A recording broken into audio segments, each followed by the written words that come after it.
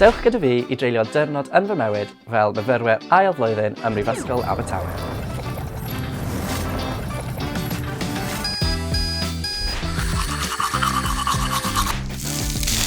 Tro fi I wneud bach o coginio am brecwast hwyr gyda un o'r ferched yn y tŷ. Bant hynny i'r campws I wneud bach o waith.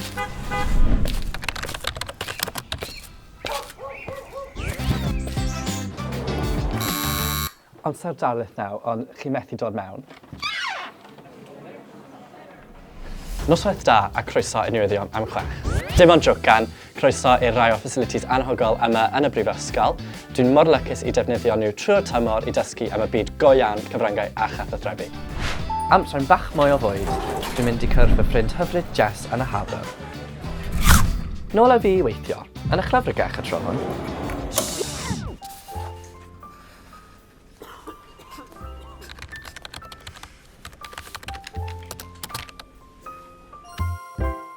Asesiad mewn, amser I fwynhau'r golygfeydd y môr gyda ferched y gynfron.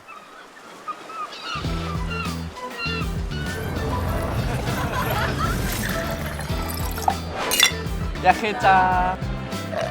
A dyna ni, diwrnod yn fy mywyd fel myfyrwyr ail flwyddyn ym Mhrifysgol Abertawe. Nos da!